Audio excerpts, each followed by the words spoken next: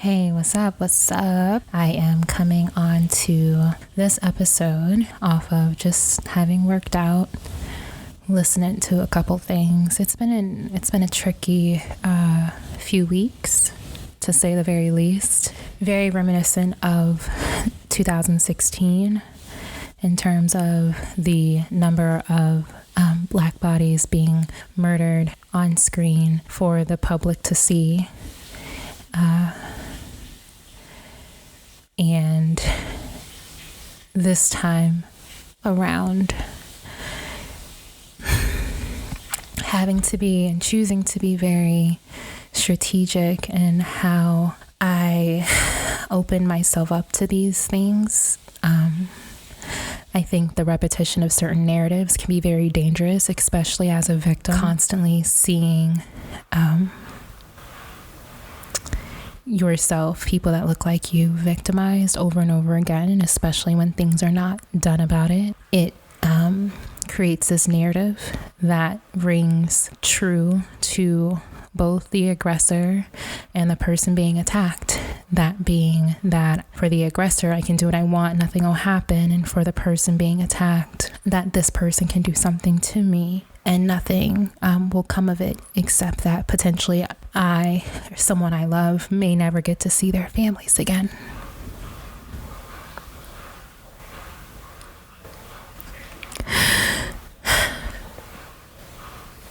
I've steered pretty clear of it this time around, just because in the summer of 2016, it was extremely paralyzing.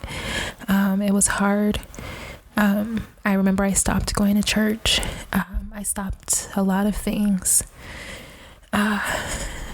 just because, again, that narrative being repeated started to seep in and gain steam, and I'm determined to not allow that to happen this time around.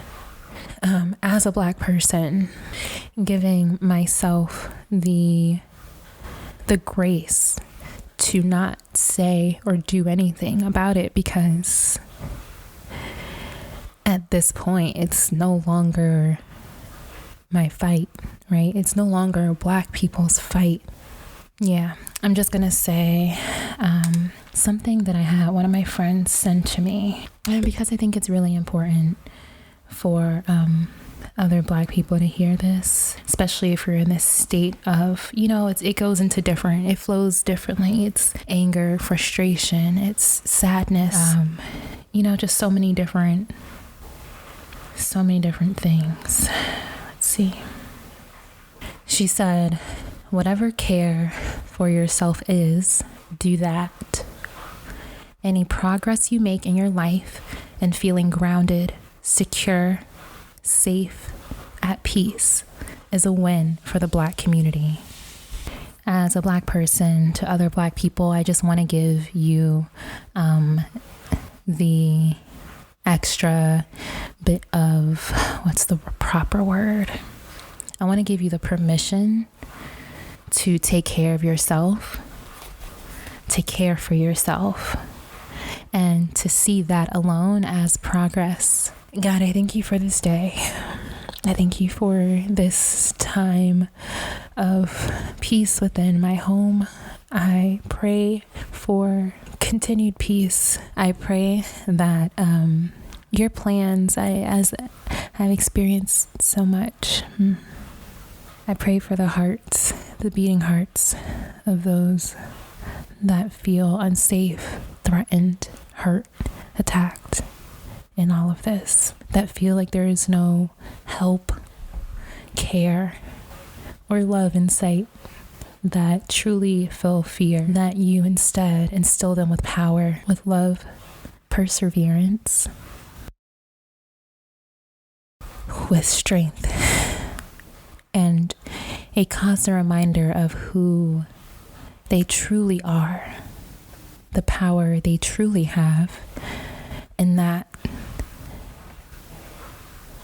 this false narrative that the people will not pay for what they have done, that abusers who are really out here thinking that they will not pay for what they have done, that you just instill the hopefulness in the victims, that nothing goes unseen, unheard, that healing is an absolute and not just a mere possibility, that every day they wake up, they should feel empowered, far more than capable, loved, special, seen, heard, and cared for. I pray that we choose to pour all of that energy within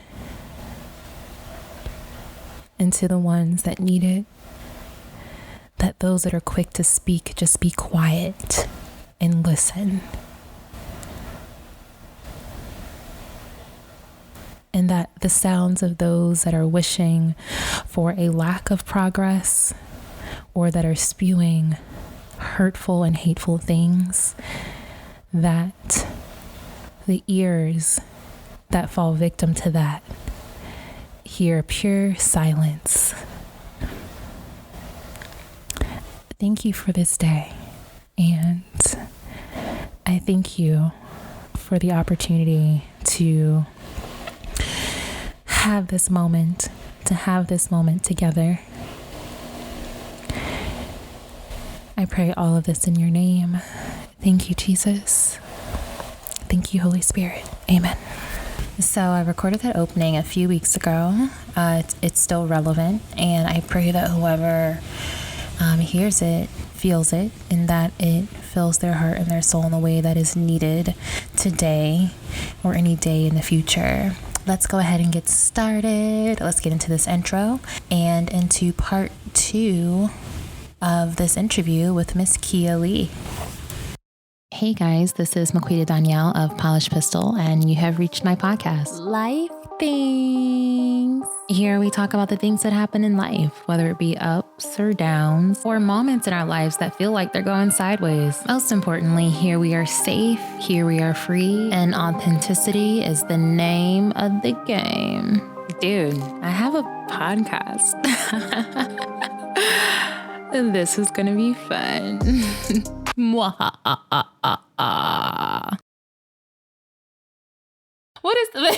is chillin'? Right. Chillin' means something totally different, I think, in our lives. Yeah. Yeah. Because there are days of peace, right? I mean, there's the peace, even with all the moving pieces. And I think that's the chillin' part. Like the peace is, I think the peace comes in the making of the decisions. People ask me all the time, how did I do any of it? And I tell them I just made a decision. That's it. There's no big, profound answer. There's no like, I didn't read 25 books and, climb a mountain. I just made a decision. Right. I made a decision because I often find at times for people, the hardest part is making the decision. Right. The follow through of it is the easy part. It's the easy part because you're actually doing something. You're mobile. You're moving. So a lot of times you don't have time to sit in it because you're physically putting this plan into effect. So a lot of times I feel like when we're mobile, we don't have time to second guess it. So what do you say then for the moments that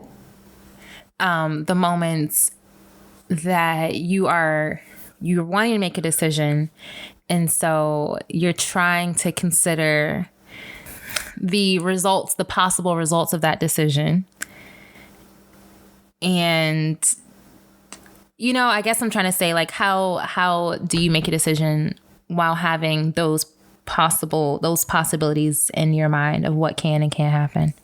Prayer first, because that is why the decision is hard, because you have all of the things that tell you not to do it. Right. So you have to figure out ways to clear those up.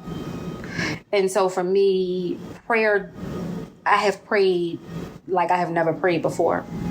And the way that I don't pray like, get on my knees and, it's like God and I have conversations. That is my homie. Like, we are having conversations. And I'm like, I know you have told me this 12 times. What is wrong with me? Or can you say it again? Yes. I need it again. Yes. One more time today. So that's one way that I quiet those fears. And then sometimes I have to just say, I'm a person, I have to write it down. I have to see it on paper. I have to see it in black and white.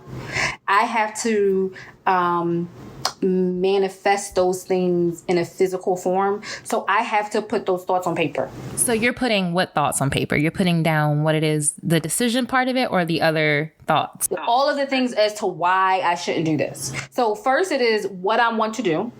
And then it is all of the reasons why I shouldn't do it. And then all of the reasons why I should.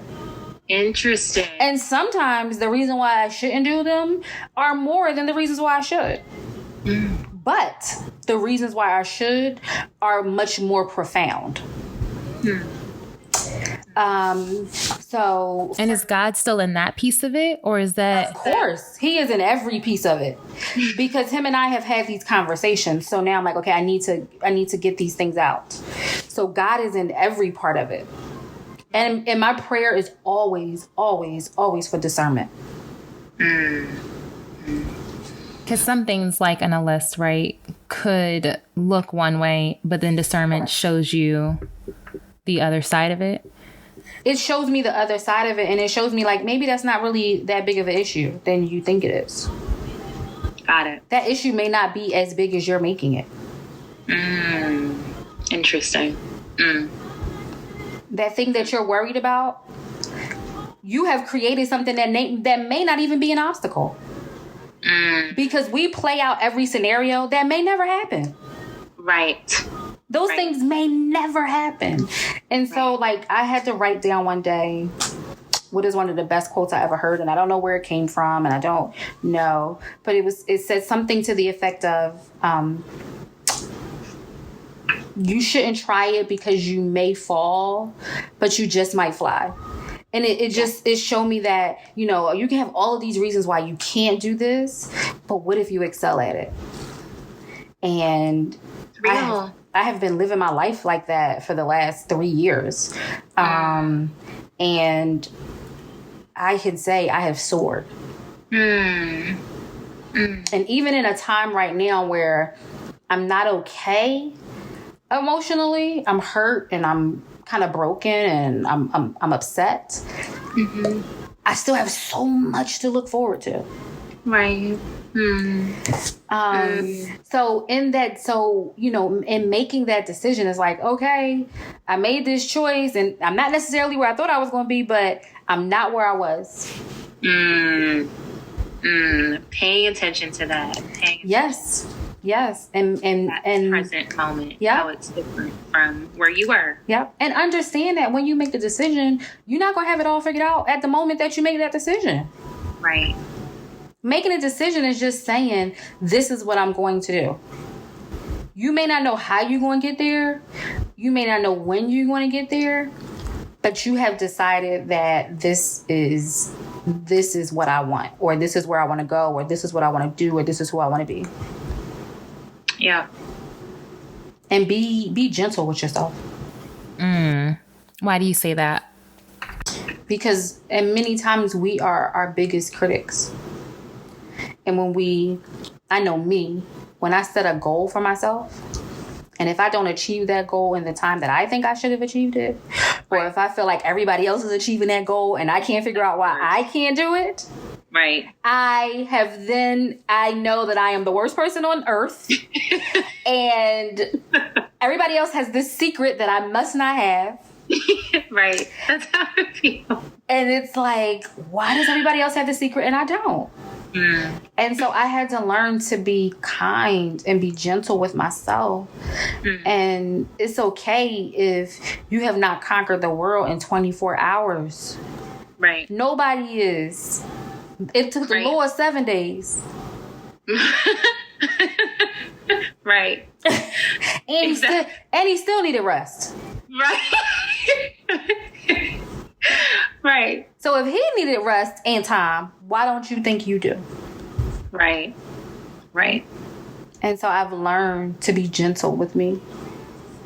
And my latest step in this journey, the whole piece of time, I'm at a point where I'm not even necessarily, it feels allowed. I want to use the word allowed, even though I know I'm making the choices. I feel like I'm not even allowed to put a date on things. And I don't know if it's because I am in a space of unlearning, putting a date on so many things.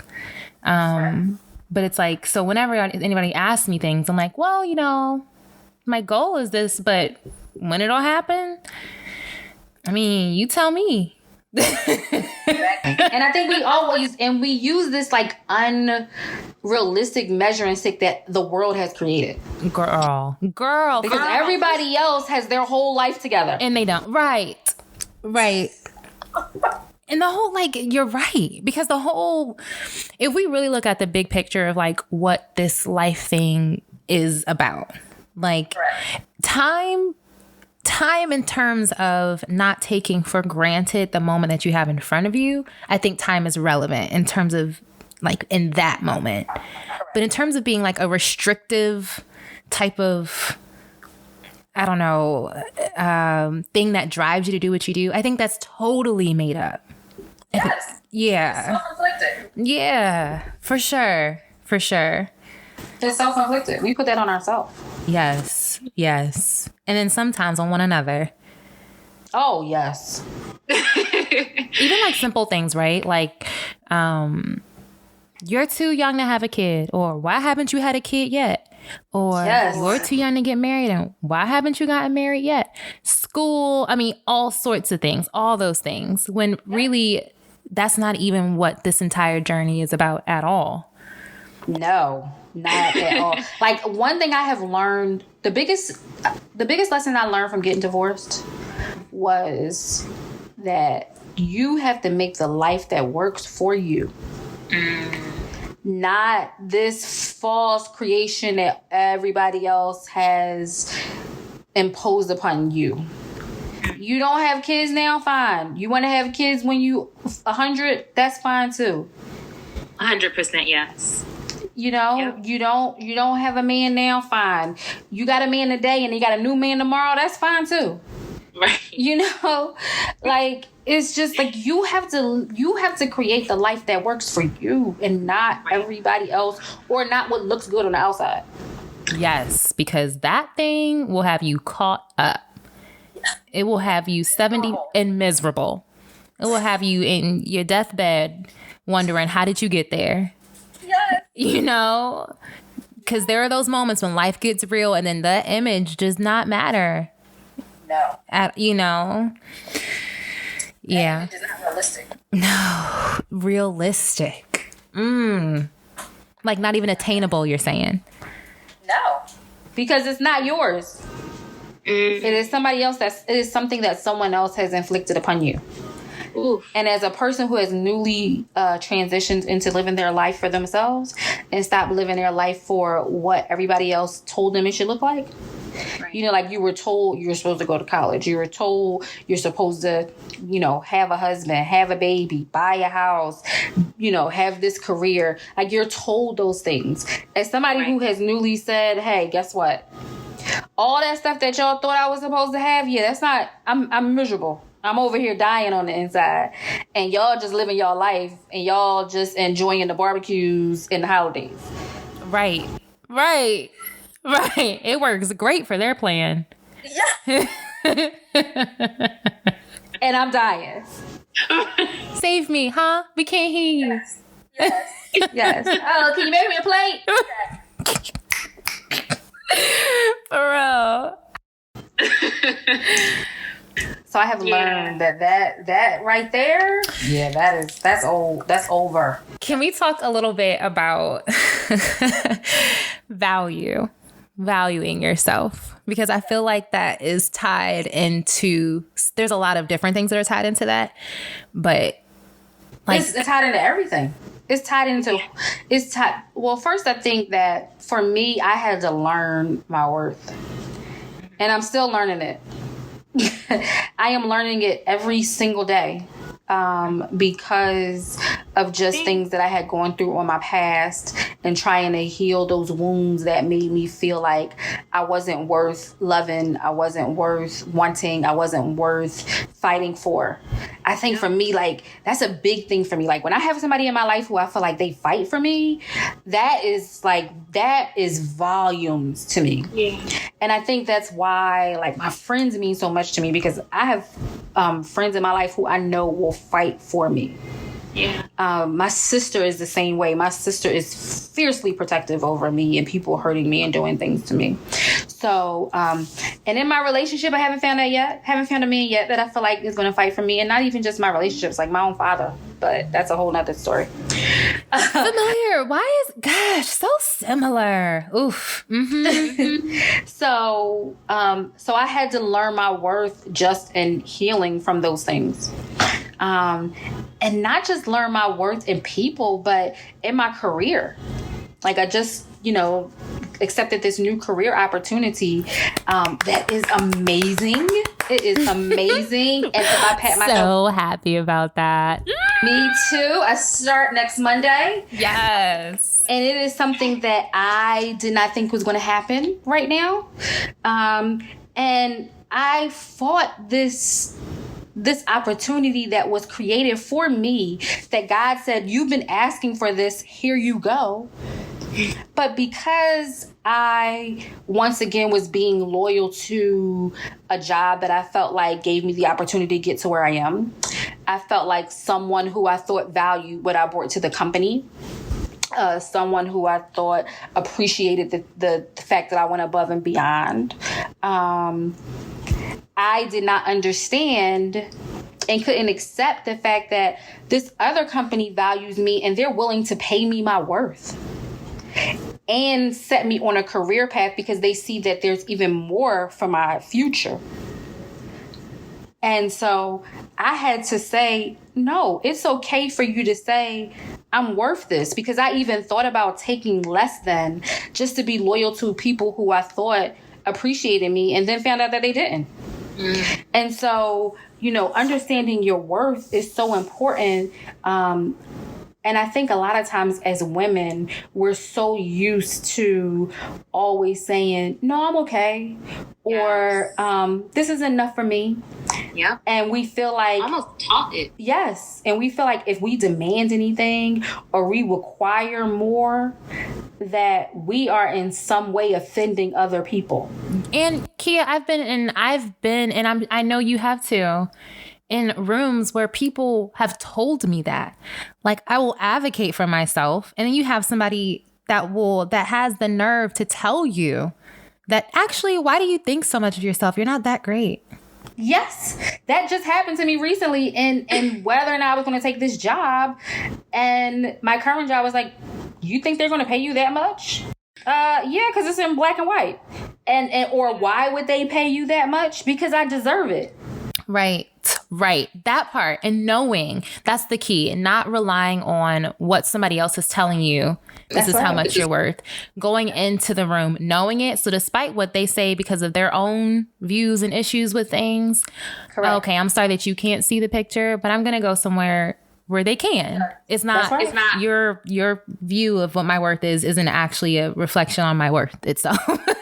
Correct. That's the reflection on you. Right. In actuality is what it is. So I am learning to value my worth in every way.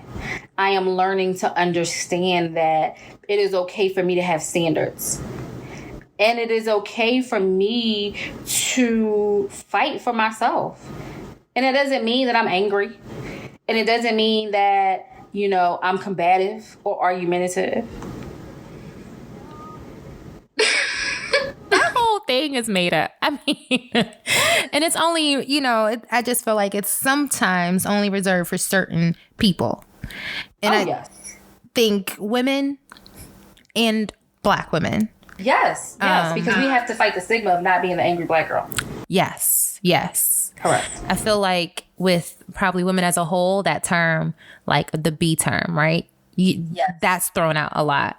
And then as a Black woman, it's so aggressive and angry all the time. Why are you not smiling? I just don't want to. There's nothing wrong with me. Right. And that whole passive aggressive isn't, I don't know. It's just not in everybody's language. Not everybody's willing to do that.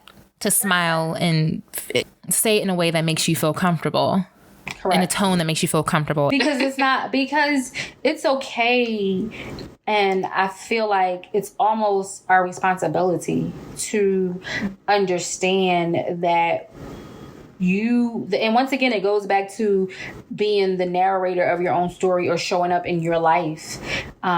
You have to require people to value you, but I'm also a person who I don't think in a way that you have to also yell that at the top of your lungs every 5 minutes either. Right.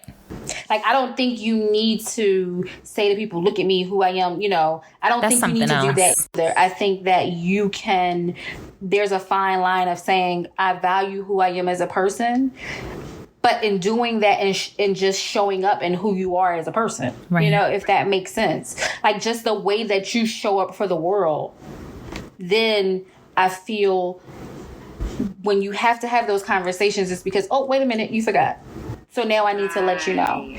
But it's also hard to, you know, self-evaluate sometimes. Because I know with me, anytime I have to do like a self-evaluation, I'm always like super critical of myself. But then it's so hard for me to write accolades about myself. In every way. In relationships, in work, in my parenting, in being a friend, and being a mentor.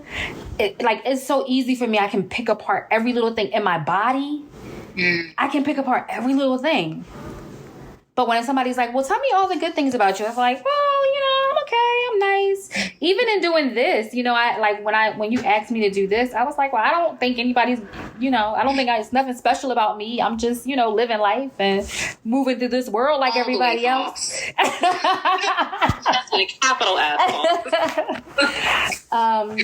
So I think that comes from learning that. And I'm trying to learn that every day. I'm trying to learn how to do that every day, to say you're worth it. And to say, like, you know what, you're kind of awesome. Yes. Yes. Like, you're killing it today. Or accepting that from other people. Those are two big things you just said. Yes. Accepting other people telling you you're amazing. Yep.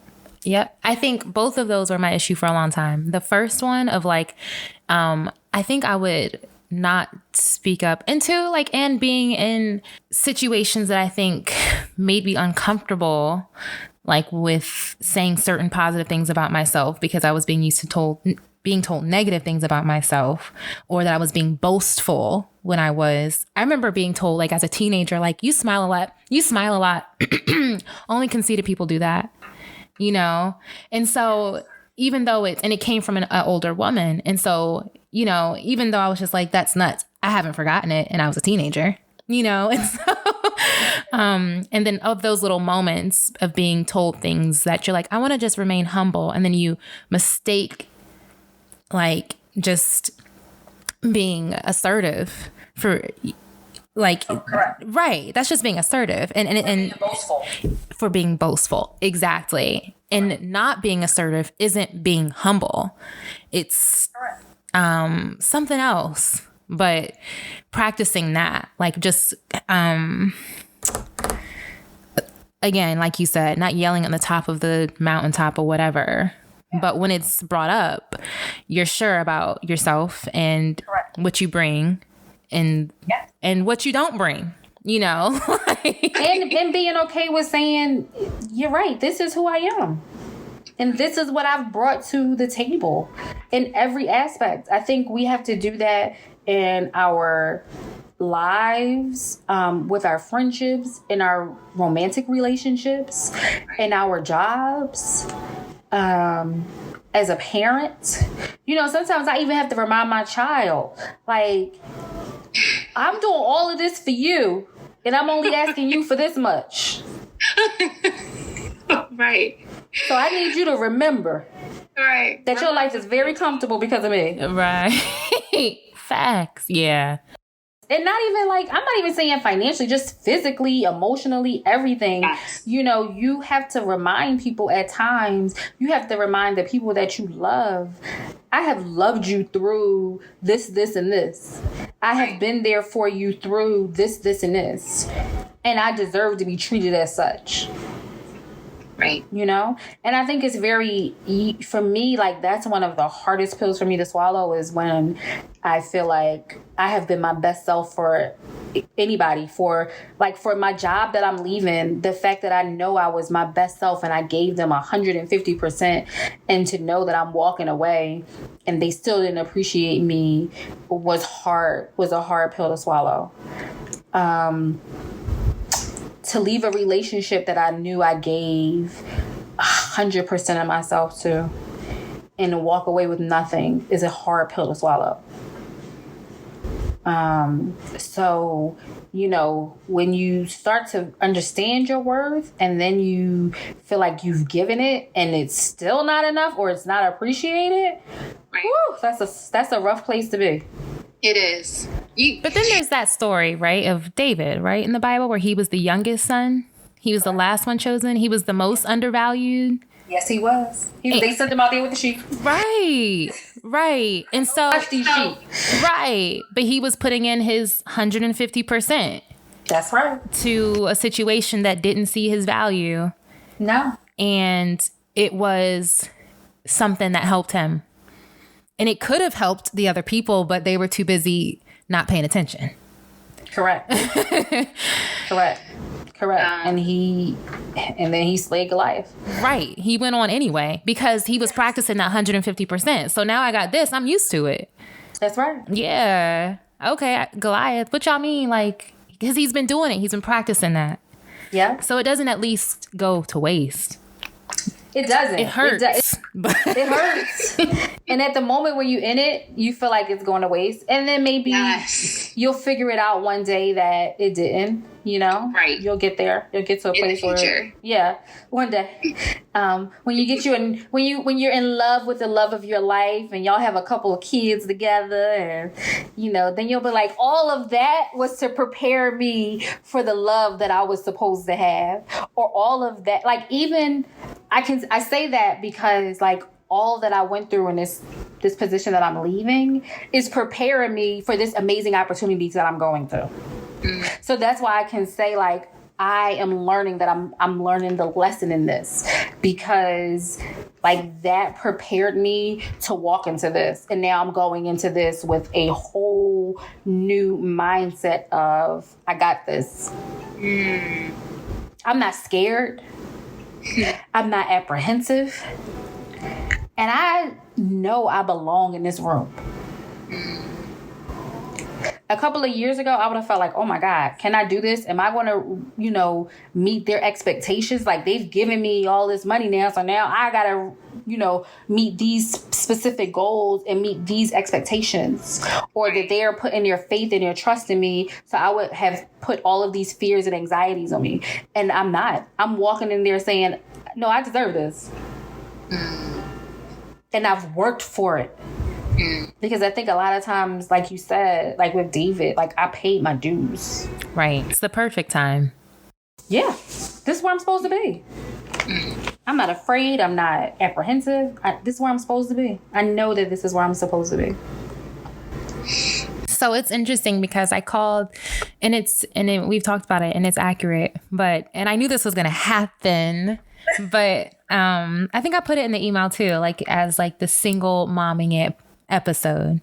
Correct. And I think, and obviously it covers everything because we're single and we're moms separately, right? Like we have our own identities.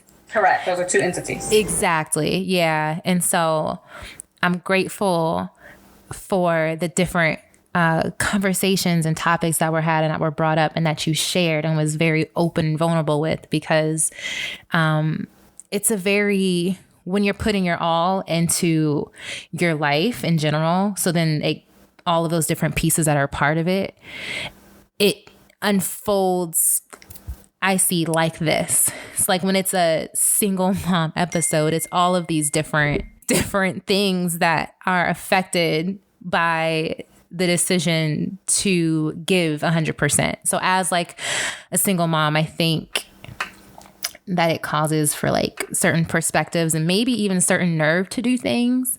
In some ways, it's also more scary in some ways. I think that's the huge part of it. It's definitely more scary. Because you don't have a safety net. Right.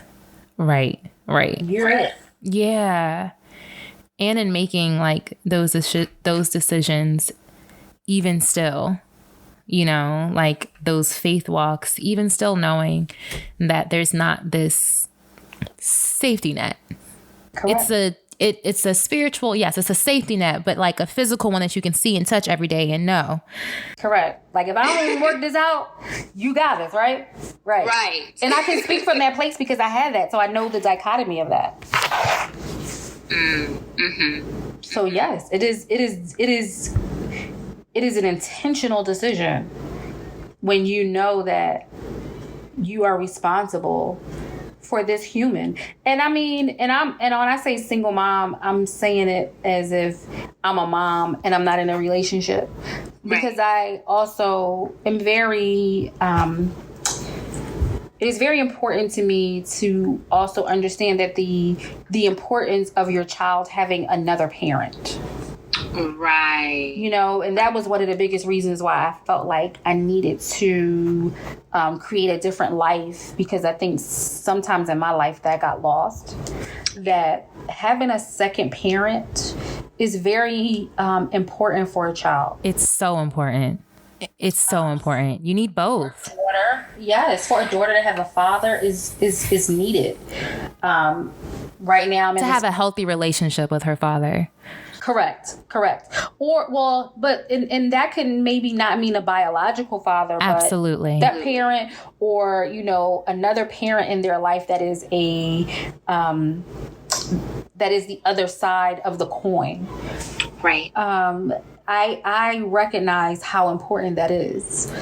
And thank you for saying that. Yeah, because we wear this single mom badge of honor, like, oh, I'm woman, hear me roar, which we are.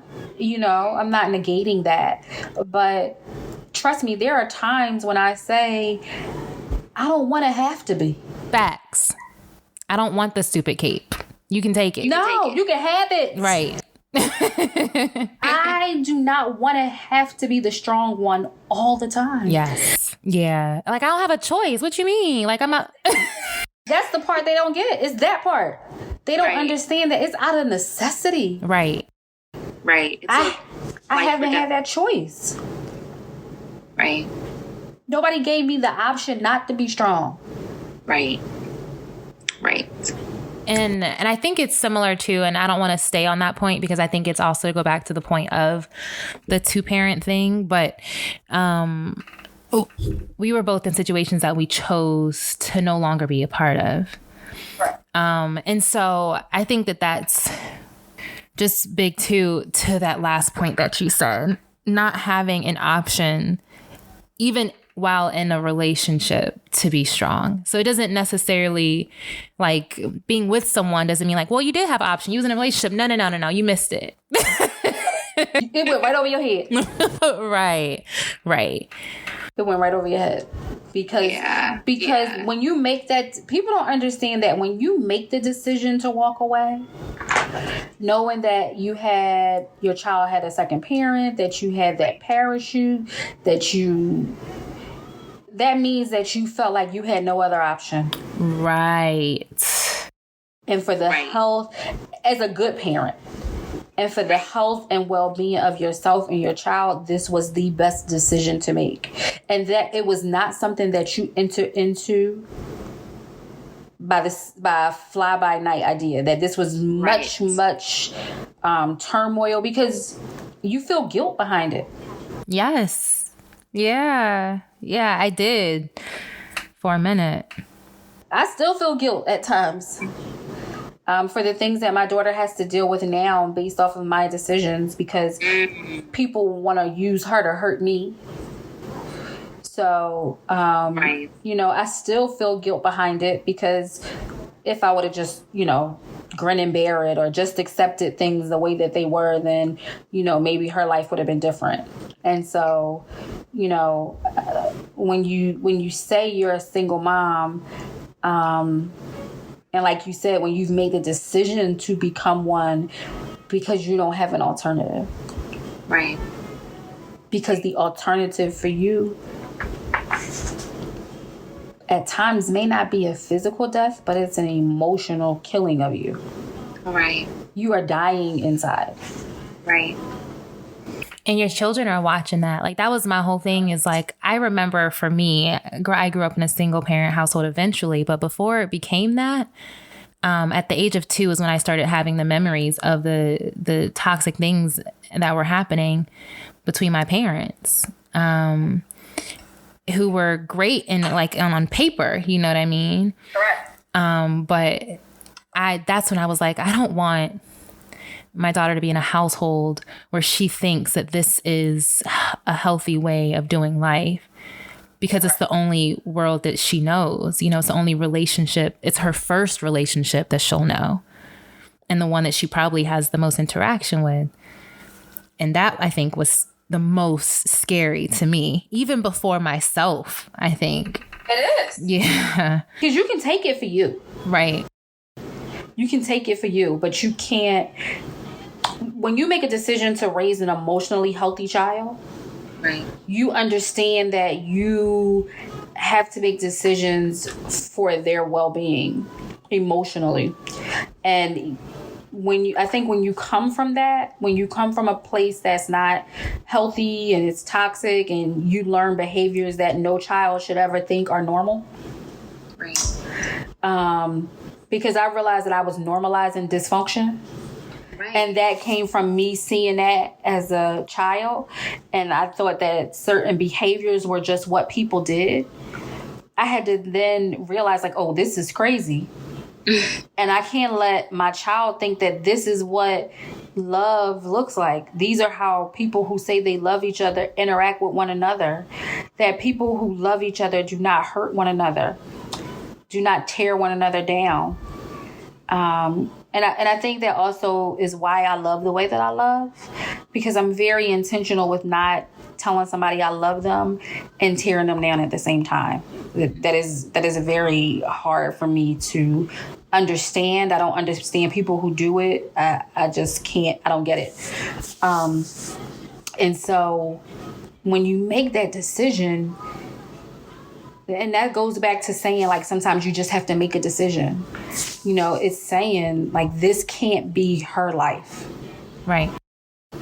Because I'm creating another generation of the same thing that I'm going through. I think that we're all products of the decisions that were made in generations before us.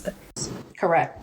Mm-hmm. And so now, we're being moms, we're being single, we're being women. Mm-hmm. We're being business women. We're being creatives. We're being it all. It's crazy. Yes. And so that's why I say, like, I don't want to have to be the strong one also. Right. I'm wearing enough hats. So even though, I'm a mom and I'm single and, it looks like, I'm doing a damn thing. As you are. There are days when, I do wish that there was somebody who was like, I got you. Right. Without having to make yourself smaller or without having to deal with just BS, for lack of better words. Just without having to be on an emotional roller coaster. Exactly. Someone that's also emotionally healthy and working on themselves and are holding themselves accountable for their growth and for their health and all of that. Correct. Yeah. Someone who is aware of what they don't have and willing to do what it takes to fix that. Right. And or honest about it. Right. Yeah, and not making it your problem. Because that's another, I think it's important, like, for women to not feel like they have, well, I mean, he does this and he does that, so it's worth it dealing with something that's crazy that we've made normal. Like, made it not that bad. That's not. It's not normal. Yeah. It is not. In reverse, that's how you know. If it were done in reverse, it would be very much not accepted and not normal, usually. But then they're not honest about that. They're not honest about if it was in reverse. Because I'm that person. Like, I'm the person that says, well, if this was you, how would you feel? And then I've had, well, I would be fine with it. No, you wouldn't.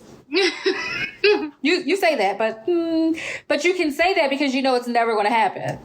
Right. So you can say, and for this, so for me, I usually get the honest guys, but there's something to that too, because even for the men that will say, you're right, I wouldn't do that, I wouldn't accept that, and that's why I love you. No. Like, you have to also learn that just because they're honest about it doesn't make it okay as well. Exactly. It's not. Like, nothing about this makes sense. This makes no sense. Right. This makes no sense. And so I think, putting up with my stuff. Yeah. Because I could never do it if it were reversed. It's like, okay, this makes sense to you, right? Okay. And so, that is the journey for now. The journey for now is figuring that part out. Yeah. And just can I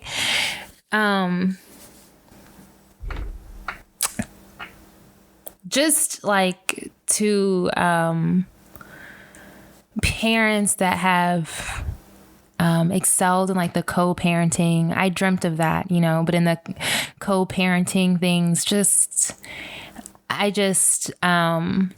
take my hat off to two people that have chosen to put their child first and put whatever it is that they don't like about each other to the side. Correct. Because it is possible in some situations for that to be the case. And so just hats off to them. And I have not given up hope on that. Because I knew that was going to be me when I broke up with my ex. Yeah. I was like, oh, we are going to be like Will and Jada. We are going to be vacationing together. Yes. You're going to bring your significant other. I'm going to bring mine. Everybody's going to love each other, because I was so far removed from the relationship of us that having that type of relationship for me was very easy. And it is very easy because I have no emotion tied to you in any way, shape, form, or fashion. Right. I understand that you are truly just the parent of my child. Yes, right. That's where it has to happen on both sides, for sure. Yes. So I make no allowances for you to be a romantic relationship in my life. So nothing that I do, no way that I move towards you speaks to that. So it's very easy for me to say, hey, bring your friends, I'll bring mine. Everybody's good. I wanted that girl. I used to be like, oh, she's cute. You talking to her? How's that going? For real. Let me tell you what you should get her for her birthday. Right. Yes. Yes. Because she's going to be happy if you do this. That is me at this very moment. But you understand that when the other person has not accepted that is when you have a problem. Right. other parent is not there and you are in for hell. Nothing short of it.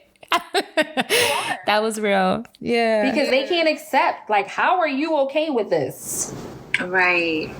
And so that is working, it's a work in progress. Yeah. Hopefully. But I pray and hope that does. I can't wait for that day. Like, I cannot wait. I will probably throw a party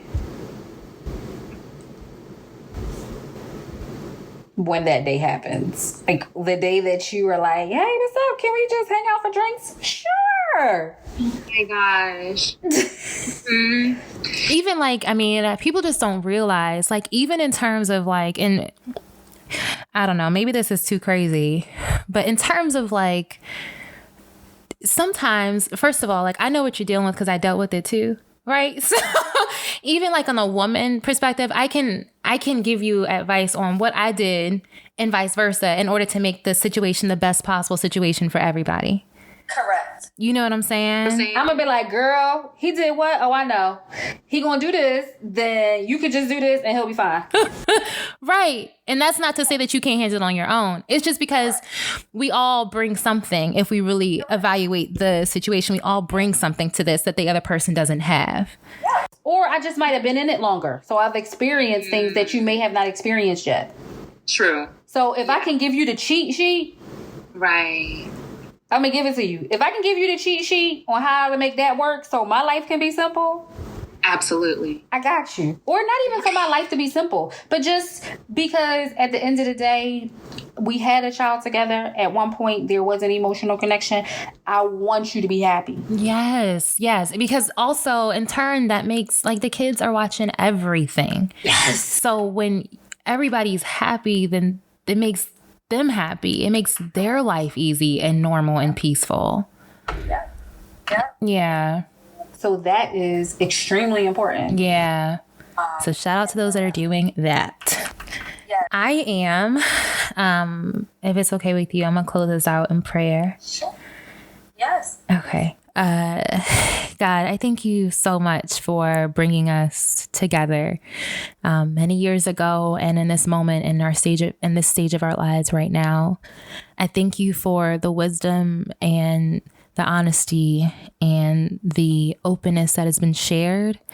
I pray that you allow it to reach those that need it the most, and for it to move their lives in the direction that you've called them to it, despite the things that may be around them that's keeping them from it. I ask that you please continue to bless Kiya on her journey and Kayla on her journey, their journey together, allowing her very important story and voice to be shared, for her to continue to grow the power within her to share it because the world needs it. I thank you for our daughters, for our girls, for their friendship, and for their friendship bringing ours and bringing us together. Thank you, God, for peace, for growth, and peace amongst all the moving pieces. Thank you for honest moments of us not being okay. And thank you for the knowledge of knowing that we will be okay. I ask that we all continue to stay safe in the midst of what's happening in the world right now. And I thank you for all that you do and all that you've done. In Jesus' name, amen. Amen. Cool. So I'm going to go ahead and stop the And that, darlings, brings us to the end of part 2 of this amazing interview with my homegirl, Kiya Lee. Thank you to my beautiful friend for joining me on Life Things with Queen Danielle. So that, my darlings, is June's episode. I will be back with July's episode. Until then, stay safe, stay prayed up. Don't let anyone or anything interrupt your peace. My love, stay strong.